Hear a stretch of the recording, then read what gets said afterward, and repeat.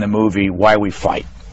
You were in there, and we showed some clips from that. We're going to show some more today. But why did you participate in that movie, and did you have any idea what the results were going to be?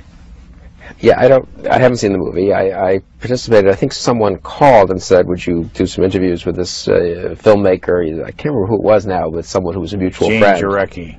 No, I know, yeah, Gene Jarecki is the filmmaker, but it was a mutual friend, I think, who sort of introduced him, said, you know, he's trying to do a movie on sort of the debate of ideas about the Iraq War and the broader questions of American foreign policy, and would you be interviewed with him? And I actually don't really remember it, but I think he came to the office and interviewed me for half an hour or 45 minutes. Do you ever worry about what's the end result of all that is? I tend not to. I probably should worry more. I don't know. I figure, you know, look, I'm editing a magazine, I'm on television, I feel within the obvious constraints of schedule and reasonableness that one should be more available than not if someone is making a good faith effort to explain certain ideas or represent a certain point of view. And so, as I say, I think in this case, there may have been a mutual friend, I can't remember who it was, who called and said, you know, he's a reputable fellow, why don't you do this interview? Let's listen to the trailer that they put out to advertise the movie, because it gives you a sense of what they think the movie's about and get your reaction to it. Okay. From the White House, we present Dwight D. Eisenhower. Good evening, my fellow Americans. In the councils of government, we must guard against the military-industrial complex.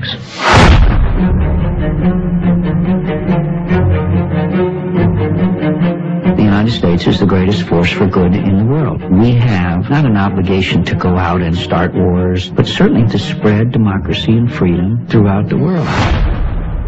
The defense budget is $750 billion. Profits went up last year well over 25%. When war becomes that profitable, you're going to see more of it. There is a huge flow of cash into defense industries. $66 billion for our men and women in uniform. $100 million to upgrade 10 additional B-1 bombers. You do have to follow the money. It's the representative's duty to bring home the bacon. God bless our contractors. Now, kids are dying. Billions are being spent every month. And the American people are scratching their heads going, how'd we get here? This is not about one president or one party. When does the United States go from a force for good to a force of imperialism? We've got an empire. There is no excuse for 725 American military bases in 130 foreign countries. I think numbers almost are distracting. 9/11 showed us war can be privatized, destruction can be privatized. What we are risking is the republic itself. Collusion is our business. Collusion with the military. We must never let the weight of this combination endanger our liberties or democratic processes. It is nowhere written that the American empire goes on forever. What are you hearing and seeing there? Well, insofar as the thesis seems to be that the powerful military-industrial complex drove us to war, I think it's just crackpot. I mean, the war in Iraq may or may not have been a good idea. I think it was necessary and right, and there may have been many different forces, ideological and others, driving us to war. But the idea that there's this powerful military-industrial complex in the U.S. that's driving decisions is ridiculous. I think in Eisenhower's day, military spending was what, 8, 9%, 10% perhaps of gross domestic product. It was 3% when Bush took over. Now it's about 4%. I mean, look at the defense companies. They've all merged and are much smaller compared to their, civilian counterparts than they used to be. So the idea that there's this, that this was done for this money, as didn't someone say in the trailer, follow the money, that really is ridiculous. And the idea that a president of the United States and senators and congressmen would go to war for the sake of enriching some friends of theirs who were contractors, that's really both childish and kind of obscene, I think. From our program last week, Karen Kotowski talked about neoconservatism and mentions you. Let's listen to what she had to say and then get your reaction to that. Neoconservatism does not have its roots in conservatism, and I think Bill Kristol would probably be the first to tell you that. He knows the story. It has its roots in more grand ideologies than traditional conservatism. In fact, you can go all the way back to Trotsky and some of the Marxist thinkers and find some of the roots of neoconservatism.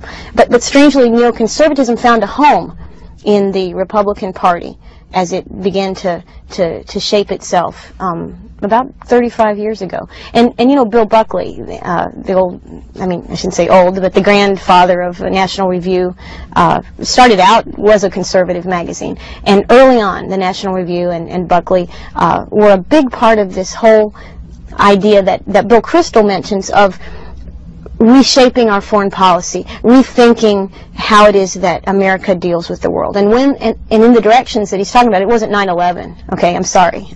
Kristol's wrong on that.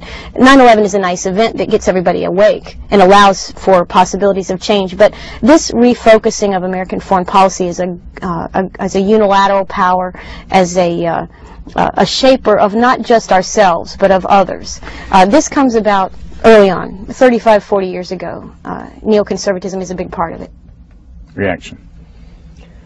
Well, 35, 40 years ago, the Cold War was going on, and I think we were right to stand up to the Soviet Union and to help our allies do so. We were right to pressure some of our allies to move towards democracy, away from authoritarianism, as we did with some of the Asian countries that were on our side, South Korea, Philippines, Taiwan. We were right to have a defense build up in the 80s and have the moral assault on the Soviet Union and put pressure on the Soviet Union and end up helping to topple the Soviet Empire and bring down the Iron Curtain. So I rather agree that, in fact, what's now called neoconservative foreign policy is in the tradition of Truman, in the tradition of Reagan, somewhat actually more than people realize in the tradition of the better parts of Clinton's foreign policy in the 90s, the intervention in Bosnia and in Kosovo. So yeah, I think I do think the notion that there's some brand new neoconservative foreign policy is wrong. I think certainly in the stuff I've written, I've always appealed to the examples of Roosevelt and Truman and Reagan and the broad tradition of American foreign policy. What's the difference between Bill Kristol conservatism and Bill Buckley conservatism? I think Bill Buckley conservatism is more conservative. I mean, more nostalgic for the past, more Tory, if you will, probably more grounded explicitly in religion, in his case, I think, in a particular religion, but more of a kind of defense of the old West against the corrosive forces of modernity. I'm not hostile to that. I respect that kind of conservatism. And that's not quite what neoconservatism is, which came out of an acceptance of certain aspects of modernity and of 20th century America. You know, most neoconservatives look back on FDR's presidency and think it was a pretty good thing, and indeed think the best thing about FDR was his standing up to Nazi Germany and Japan, and that Roosevelt's instinct that we should have intervened earlier, if possible, was probably right. And that Teddy Roosevelt's instincts that we should have intervened earlier in World War I, and Henry Cabot Lodge's instincts that it would have been good to have stronger alliance relationships in 1919, 1920 with Europe were also right. So Bill Buckley's conservatism, though not Buckley himself, had a tinge of isolationism, a tinge of kind of the old American republic, let's stay away from the rest of the world. I don't think in foreign policy neoconservatism has ever had that. What's the difference between Bill Kristol conservatism and George Bush conservatism? Well, Bill Kristol conservatism is a magazine, and George Bush is running the executive branch of the government, which is a very different thing. You know, I've criticized certain things that Bush has done, and I wasn't a huge Bush supporter in 1999, 2000. I really, ironically, because I was concerned so much about foreign policy, and had gotten somewhat close to McCain because of our common view where we supported Clinton on Kosovo and on the intervention in the Balkans. And I was unsure that Bush would be, in a sense, Bush was uncertain on foreign policy, I would say. But I admire Bush on the whole. I think he's been a strong president. There are things I would have done differently, obviously. And look, the verdict's still out. There are 3 long years to go in the Bush presidency, but I sure hope it turns out okay, and I think it will. The difference between Bill Kristol conservatism and Pat Buchanan conservatism? Well, that's a pretty clear difference, since Pat Buchanan spends an awful lot of time elaborating this distinction between his conservatism and mine, I guess. Well, he's a protectionist. He's an isolationist. He's very dubious about, I think, most of the social programs of the 20th century, whether, I don't know, the Social Security and Medicare and civil rights. I'm not sure that he's a big fan of any of those, even in retrospect. And I'm very different from him on that. He dislikes FDR, thinks it was a mistake to have intervened in World War I, detests Woodrow Wilson, dislikes Franklin Roosevelt, dislikes Truman, and now is sort of rewriting history. He won't bring himself to say that he dislikes Reagan, but certainly the foreign policy he's embraced for the 21st century is not a Reaganite foreign policy, in my view. Karen Kataski talks some more from last week's program about a project you're involved in. a document called Rebuilding America's Defenses, and I had seen it before just because it's a document that's something that we would see, because it's about views of a post-Cold War world and what we should do. This is the kind of thing that people in the Pentagon think about.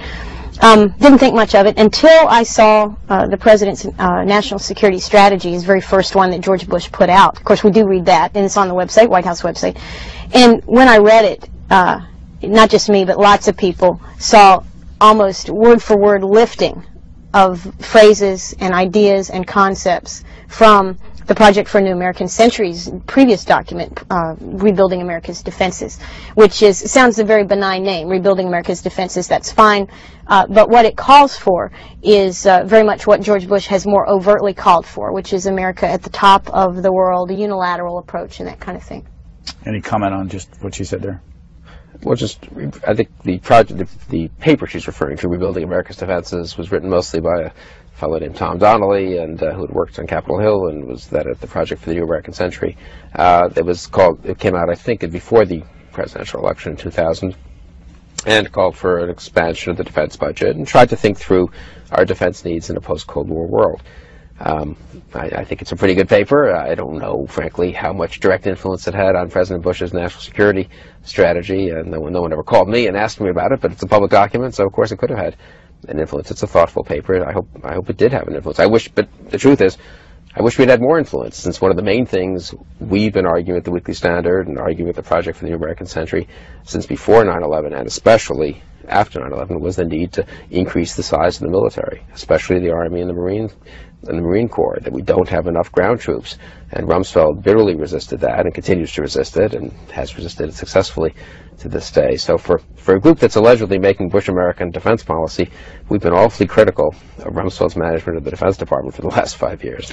I have in my hand the famous January 26, 1998 letter from the Project for the New American Century, signed by 18 people, including you.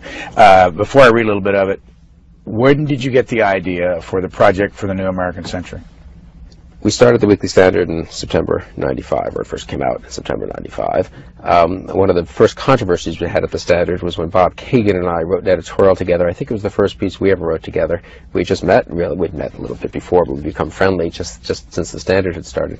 We wrote an editorial in December '95 defending Clinton's intervention in Bosnia, the military intervention in Bosnia, and chastising Republicans pretending to criticize it. And we lost about, I think, a quarter of our original subscribers to the Weekly Standard at that point, who wrote in saying they didn't subscribe to a conservative magazine so they could read editorials defending Bill Clinton. In any case, we did a fair amount of foreign policy stuff in '96 on Bosnia and other issues, China in particular. And by 1997, I had the sense that there was more work to be done than could just be done in the pages of a weekly magazine on foreign policy. And a friend of ours, Gary Schmidt, was available to take on the task of raising a little bit of money and trying to start a small think tank that focused on a strong foreign policy for the post-Cold War world. Also, I should say, in mid-1996, Bob Kagan and I had written an article in Foreign Affairs called Towards a Neo-Reaganite Foreign Policy. Let me just stop there a minute. Bob Kagan's the son of Don Kagan. Of Don Kagan, and has written this very famous book now on Europe and America called Paradise and Power, which he wrote a few years ago. Married to a woman that used to be Dick Cheney's foreign policy advisor and now is in Europe. Now is our ambassador to NATO, a very capable Foreign Service officer, and served with great distinction, incidentally, in the State Department of the Clinton administration, too. And her name? She's nonpartisan. I don't want to get her in trouble here. Victoria Nuland. Go back to the New American Century. One of the things I saw somewhere as you know, you can Google Bill Kristol, and there's a ton of articles, is that John M. Olin Foundation, the Bradley Foundation, and the Sarah Mellon Scaife Foundation, Sarah Mellon Scaife, the mother of Richard Mellon Scaife, supported the startup of it. Yeah, I think that's right. So I think all three of them at least gave money at some point early on. How much money do you need to start something like this, and how big a deal is it? Well, we started, just to finish this, we wrote the article in '96. There's a fair amount of interest. There weren't many people making a case for what we called then a neo-Reaganite foreign policy. The Republican Party on the whole was mildly isolationist. Their criticism of Clinton had led them to be wary of all foreign entanglements. In any case, so in '97 we thought, well, what if we started a small think tank and did longer studies, conferences, seminars, in addition to what you can do in a magazine like the Weekly Standard. So we started the Project for the New American Century. Gary Schmidt was the executive director for virtually its whole existence, 8-9 years. And I think its annual budget was usually around $400,000, and they usually had 3 or 4 5 at most, I think, employees. This letter, who wrote the letter? Honestly, I don't remember. Probably some combination of Bob Kagan and Gary Schmidt and I, and we circulated it to people to